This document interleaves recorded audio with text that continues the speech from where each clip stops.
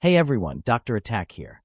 Welcome back to the channel where we dive deep into narcissism. Today, we're going to chat about something juicy: narcissists pretending to be spiritually evolved. Yes, it's a thing. If this is your first time here, hit that subscribe button. You'll join a community where we talk about all the wild ways narcissists mess with people. And trust me, it's a lot. So, picture this. Some narcissists decide to play the enlightened card. They go on meditation retreats, fly to exotic places for ayahuasca ceremonies, find gurus who nod approvingly at everything they say, attend fancy yoga classes, read mystical texts, sprinkle crystals around their house, and suddenly, they walk slower, talk softer, and voila, they're spiritually superior. And guess what? You're not. Then, in everyday life, when you ask a simple question or dare to raise your voice, they hit you with, "Shall we breathe? I learned in my retreat it could be your chakras. Come. Let's sip matcha together. Ugh. Let's break down what's really happening here." There's a thing called spiritual bypassing.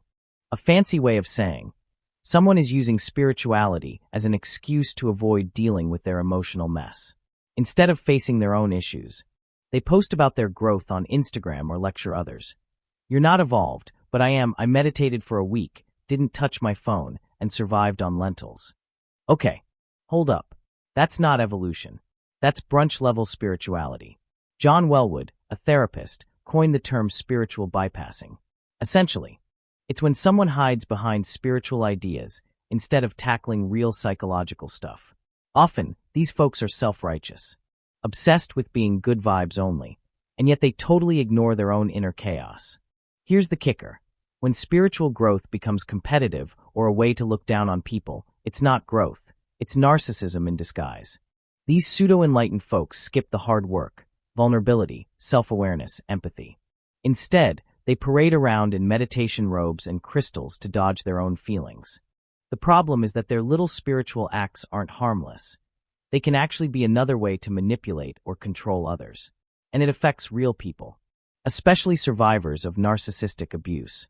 Many people have reached out to me saying they've experienced narcissistic abuse from supposedly spiritual parents, partners, or religious leaders. And all too often, these abusers use spirituality as a weapon, judging, criticizing, or invalidating everyone around them. Here's the truth. Doing spiritual practices doesn't magically fix narcissism. Meditation, mindfulness, breathing exercises, they can help if done consistently and alongside real therapy. But they are not a free pass to hurt others and say, "The universe forgives me, so you should too." Spoiler alert, the universe might forgive them, but the people they hurt? Not so much. You might have seen narcissists acting like little Rumpelstiltskins. "Why is everyone mad at me? I meditated. I'm spiritual. I faced my demons." Nope, that's not how it works. A genuinely spiritually aware person is aware of themselves and how they impact others. They catch themselves before they offend. They don't preach, manipulate, or look down on people from a positivity pedestal. They don't assume forgiveness is owed. Unfortunately, spirituality has become trendy.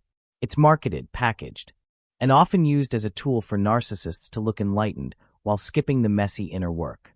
So, be careful when someone claims they're changed after a weekend retreat or a few mantras.